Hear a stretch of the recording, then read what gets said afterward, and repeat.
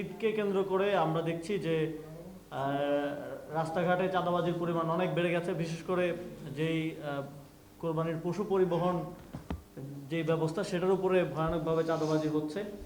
এবং আমরা দেখেছি যে মাননীয় প্রধানমন্ত্রী ট্রাক চালাচ্ছেন। তো অনেকেই বলছে সোশ্যাল মিডিয়ায় যে তিনি যদি একবার ট্রাক চালিয়ে ঢাকা থেকে দিনাজপুর কিংবা ঢাকা থেকে অন্য কোনো জায়গায় যেতেন, তাহলে কত টাকা চাঁদা দিতে হয়, তাহলে তিনি সেটা স্বচক্ষে দেখতে পারতেন আর কি।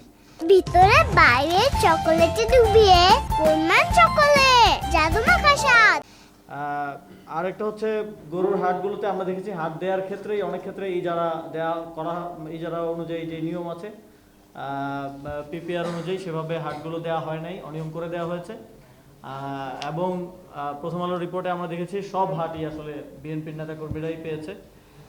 কিন্তু তারা হাটের জন্য যে নির্ধারিত জায়গা, সেই জায়গায় হাট না করে তারা রাস্তাঘাটে হাট করতেছে। অনেক জায়গায় আমরা দেখেছি যে হাট বরাদ্দ দেওয়া হয় নাই, কিন্তু পাড়ায় পাড়ায়, এটা গতবারও হয় নাই, এবার বিভিন্ন জায়গায়, যে আপনি বনশ্রীতে দেখেন, মোহাম্মদপুরে দেখেন, বিভিন্ন জায়গায় পাড়ায় পাড়ায় লোকাল নেতারা যারা হয়তো হাট পায় নাই, হাট পেতে চেয়েছিল, যারা থাকে না যে ওয়ার্ডের নেতা, তারা নিজেরা হাট বসাচ্ছে এবং সে হাসিলও আদায় করছে। তো এটা আমরা মনে হয় আগে এত বড় পরিসরে দেখি নাই। এবার আমরা দেখলাম যে মেট্রো রেলের স্টেশনের নিচে হাট বসানো হয়েছে এবং এই পুরো সেটআপটা, এই পুরো ইকোনমিক সিস্টেমটাই বিএনপির স্থানীয় নেতাকর্মীদের নিয়ন্ত্রণে হচ্ছে। এই অনিয়ম করে হাট বরাদ্দ থেকে শুরু করে বরাদ্দহীনভাবে হাট করা, সেখান থেকে হাসিল আদায় করা, এই কার্যক্রমগুলোর মধ্য দিয়ে এই যে কোরবানি ঈদের যেই পবিত্রতা, এই পবিত্রতাকে এই সরকার মানে নষ্ট করছে।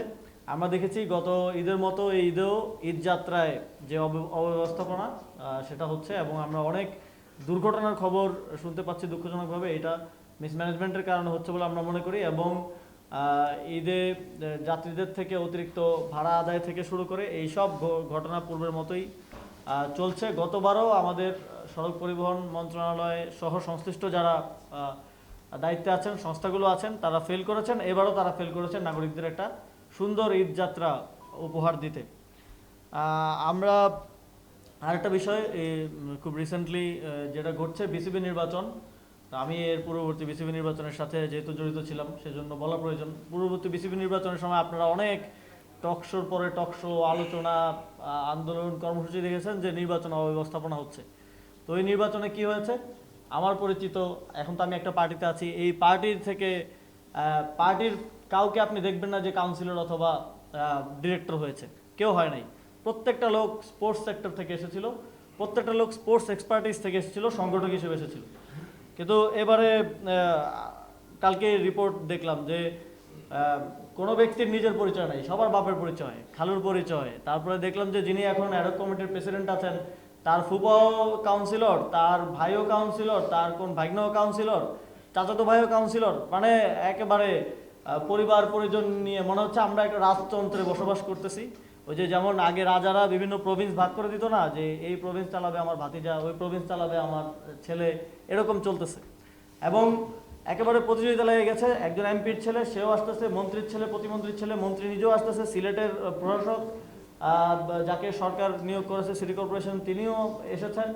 তো এটা হচ্ছে এই বিএনপির ক্রিকেট বোর্ড। এবং আমরা এর আগে সালাউদ্দিন আহমেদ, তারপর মির্জা ফখরুল ইসলাম আলমগীর, এখন যিনি ক্রীড়া প্রতিমন্ত্রী আছেন, তারপরে আমাদের বর্তমান স্পিকার মেজর হাফিজ সাহেব, সবার মুখে শুনেছি যে তারা স্পোর্টসকে দলীয়করণ করবে না। তারা আসলে দলীয়করণ করে নাই, তারা সত্যি কথাই বলেছিল, তারা পরিবারকরণ করেছে। তো তারা তো আর বলে না যে পরিবারকরণ করব না, তো ফলে পরিবারকরণ হচ্ছে।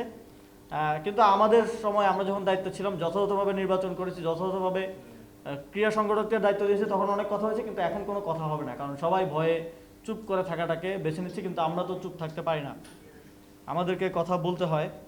আরেকটা বিষয় নিয়ে অনেক আলোচনা হচ্ছে, অনেকে বলছেন, আমার মনে হয় যে জাতীয় নাগরিক পার্টির পক্ষ থেকে আগেও পরিষ্কার করা হয়েছে, এখন আমরা পরিষ্কার করছি।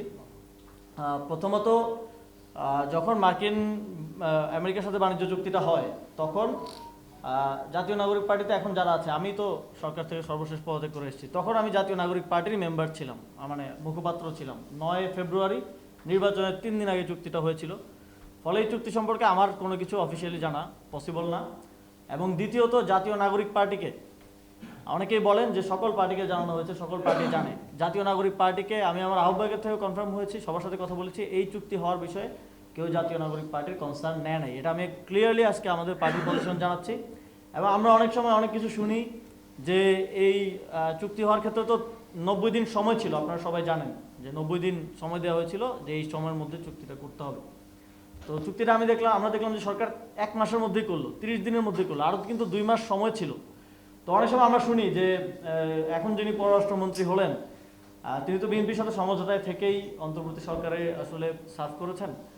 তো তিনি বিএনপির সাথে সমঝোতা করে এই চুক্তি করার দায়টা অন্তর্বর্তীকালীন সরকারের উপরে দেওয়ার জন্য তড়িঘড়ি করে নির্বাচনের 3 দিন আগে চুক্তিটা করলেন কিনা, এই প্রশ্নটা কিন্তু জনমনে এবং যারা নীতি নির্ধারক বিভিন্নভাবে উপদেষ্টা ছিলেন, পররাষ্ট্র উপদেষ্টা সাবেক পররাষ্ট্র উপদেষ্টা একটা বক্তব্য দিয়েছেন। তো আমরা মনে করি এই চুক্তিটা বিএনপি করেছে, কিন্তু সে জাস্ট নির্বাচনের 3 দিন আগে তাদেরই বর্তমান পররাষ্ট্রমন্ত্রীকে দিয়ে এটা অন্তর্বর্তী সরকারের ঘাড়ে চাপিয়ে দিয়েছে। এবং সে এখন বলতেছে যে এই চুক্তি নিয়ে এত আমাদের কিছু করার নেই, আগের সরকার করে গেছে। তো এই যে একটা পলিটিক্যাল ব্লেম গেম চলতেছে, তো আগের পররাষ্ট্র উপদেষ্টা যখন জানেন না চুক্তি সম্পর্কে, তাহলে তো আমরা এটাই বলতে পারি যে যদি খলিল সাহেব একাই করে থাকেন তাহলে কিন্তু এখন বিএনপির পররাষ্ট্রমন্ত্রী, তার মানে বিএনপির পররাষ্ট্রমন্ত্রী চুক্তিটা আসলে করেছে, তারেক রহমানই এই চুক্তিটা করেছে। আর যদি এর আদারওয়াইজ কিছু হয় তাহলে ওই চুক্তি আপনারা রিভিউ করেন, বাতিল করেন। চুক্তির যে অংশগুলো বাংলাদেশের জন্য ক্ষতিকর হতে পারে বা যেখানে মনে করেন বাংলাদেশের স্বার্থ, আমরা তো সবসময় আমাদের জাতীয় স্বার্থের কথা বলি, সেটাকে আপনারা সেফগার্ড করার জন্য প্রয়োজনীয় আলাপ আলোচনা চালান। আমরা দেখেছি যে সম্ভবত মালয়েশিয়া বা কোনো একটা দেশ তারা চুক্তি অলরেডি তারা বাতিল করেছে। তো 2টা দেশ অলরেডি চুক্তি আমেরিকার সাথে বাতিল করেছে। তো আপনারা বারবার অন্তর্বর্তী সরকার, এনসিপি, জামাত এদের উপর দায় দিয়ে দিতে চান, কিন্তু চুক্তি করেছে আপনার পররাষ্ট্রমন্ত্রী। তো এই যে একটা ব্লেম গেমের পলিটিক্স এবং একটা মানুষকে ভুলের মধ্যে রাখার চেষ্টা করা, এটা থেকে বের হয়ে আসতে হবে। আপনারা সরকার, আপনারা শাসনের দায়িত্বে আছেন, আপনাদেরকে এটা যথাযথভাবে করতে হবে। না, এটা আমিও বলেছি যে কিচেন ক্যাবিনেট ছিল, কিন্তু আমি সেটার সদস্য ছিলাম না। তো এখন তো আবার শুনছি যে কিচেন ক্যাবিনেটেও সব সিদ্ধান্ত হতো না, খলিল সাহেব একাই নাকি চুক্তি করে ফেলতেন। কালকে আমি একটা নিউজ দেখলাম যে ফাজুল কবির খান তিনি বলছেন চুক্তির বিষয়ে তিনিও জানেন না, আসিফ নজরুল স্যারও বলছেন তিনিও জানেন না, শুধু বাণিজ্যমন্ত্রী আর বর্তমান বিএনপির পররাষ্ট্রমন্ত্রী তারা জানতেন, তারা করেছেন। তো আসলে স্পষ্টতা নাই আর কি, কোথায় কোন সিদ্ধান্ত কীভাবে কি।